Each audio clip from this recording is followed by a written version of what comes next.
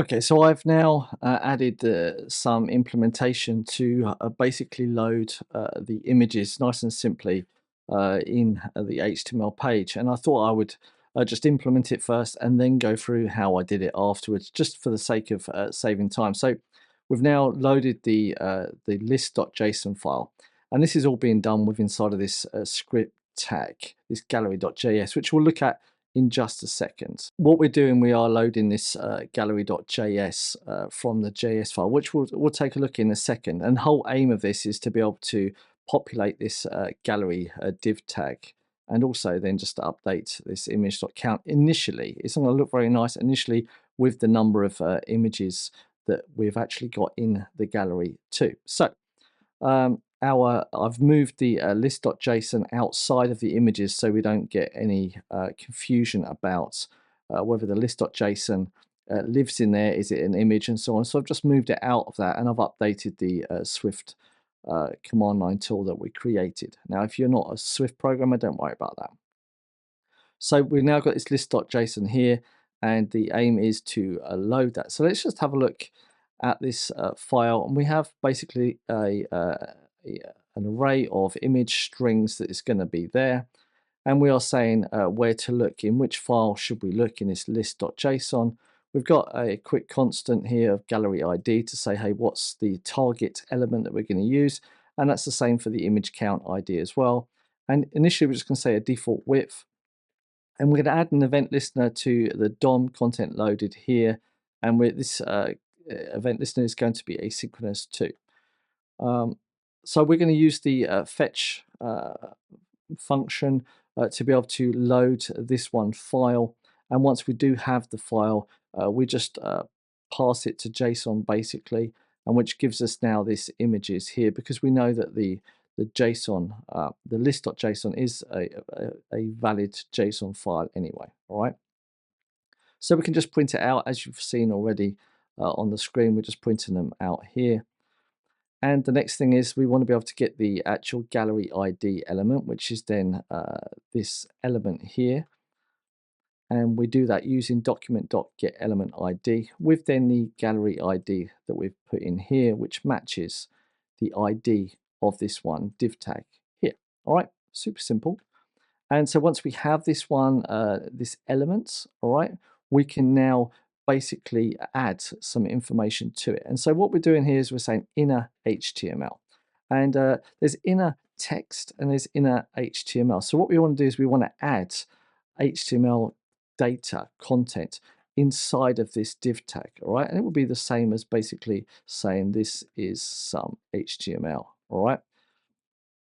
HTML here, and that's what we are basically doing. We are going to, any content that's in there already, if I just save this and run it again, you'll see that this is some HTML is there. I'll maybe slow it down in video editing, and it just gets overwritten as soon as this one JavaScript file has been executed. So what we're doing here is we are saying images, and then we are going to map. So we're going to convert the string that we've got within inside of this JSON. So we're going to convert this string here. Whoops, let's go back again. We're going to convert this string here. So this image is the string, right? We should maybe say image path string, just to make it a little bit more explicit of what we're actually doing. So we've got image path string, and we are going to map it now to an image tag, and we are using the backticks or forward ticks, or whichever way you want to call it, so we can use string interpolation with inside of here, nice and simple. So we are setting the width of we are saying all of the images have got to have the same width, and then we are saying, hey, you just have your own height, and then we're setting the source image path here, all right, to the image path string here, and then we're basically just joining all of these elements together. All right, so this is nothing more than if we had an array of items, we're saying, hey, just pack them all together, and the separator between them should just be an empty string, basically. A nice and simple way of doing this.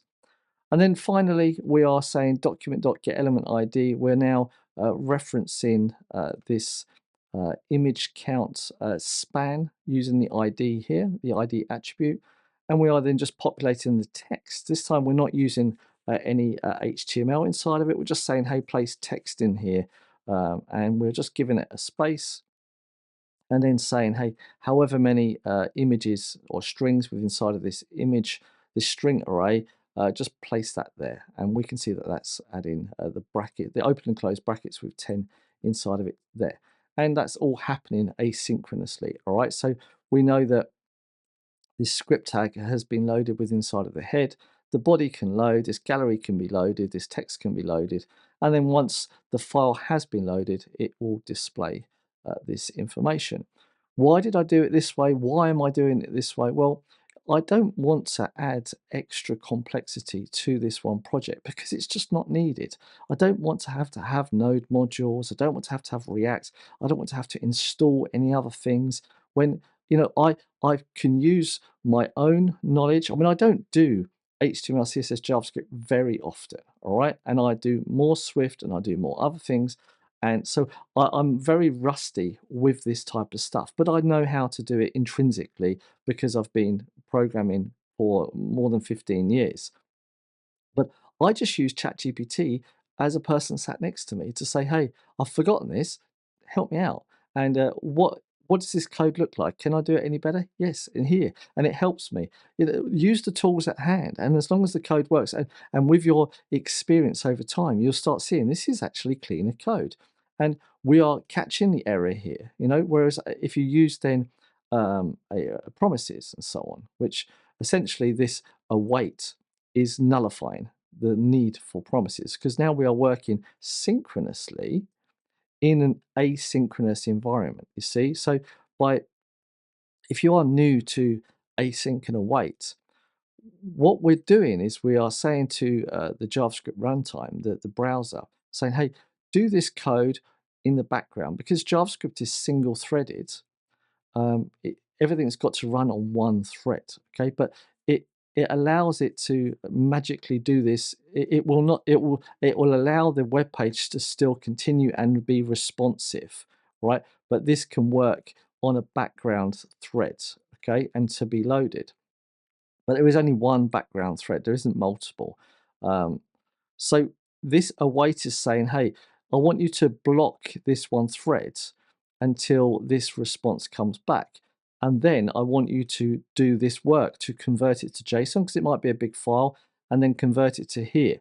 Predominantly, if you didn't use await, then this is a then and then a catch and so on. And it's like callback hell of going in and have to change stuff and do all sorts of things. It's just nasty. So, um, and this is just pure normal JavaScript or DOM. Let's just call it DOM. It's not JavaScript. It's using the document object model. There's a dog howling upstairs. That's why dog came in my head then. The document object model using JavaScript to manipulate the document object model. So it's just a lot cleaner way of doing it. And by wrapping this inside of its own JavaScript file, it keeps this HTML file as HTML as possible, and we don't start adding any JavaScript to the HTML because we could extract this to React template as well if we wanted to.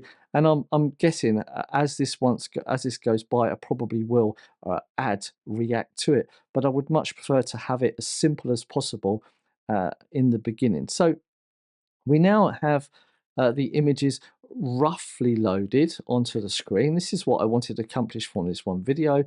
And we can now start possibly formatting them at how I want them. Predominantly, I just want one image to be displayed, pretty much a lot like um, Adobe Bridge here. I want to be able to scroll through them with the cursor and go backwards and forwards and so on. And I'm probably going to enhance the JSON, the list.json file to give me more information because using Swift, I can load the image on my computer. I can find out more information and I can pack all that information in here rather than having to do it in the browser. I can work out the size of all these images beforehand in this JSON file. And so I hopefully should be able to make it a lot quicker. All right. Because it's all about efficiency. You want to take as much work away from the browser as possible.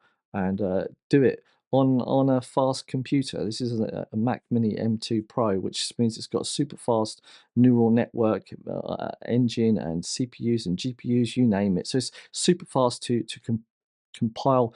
I always say do the work on the write and yeah, make it easy on the read. Okay, so there should be literally no work on the read. It should all be done on the write. With that said, I hope that you've got something out of this very quick, short, sharp video. If you haven't seen the other videos, then this is all running through a Docker container. Very, very simple. We did it in the first video of showing you how to set this up. It's literally um, just, yeah, I just copied this file and put it in there, and basically just mapped this app directory to this directory here. Nothing more than that. All right. With that said, let's go back to there. And as you can see here, I use ChatGPT all the time. So, right. So, full transparency. I'm rusty with JavaScript. I'm rusty with some of these things, but that's why I utilize ChatGPT to help me. And it costs money every month, but I can always learn stuff. I'm learning stuff from ChatGPT every single day. It's not always correct, but with a human brain to go with it, you can always question it, and that's the whole point of the scientific method, to always try and question something to make sure you find out the absolute truth, or as close to the absolute truth as possible. If you did like this video, then don't forget to like. If you want to see more content like this, don't forget to subscribe. If you don't worry about it. If you've got any questions, feedback, concerns, anything like that, then feel free to start a conversation in the comment section down below. If you don't want to, don't. If you want to see future videos of me, then maybe there's another video in this playlist that you want to watch. If not, thank you very much for watching all the way through to the end. My name's David Dawn. See you in the next video. Ciao, ciao, and goodbye.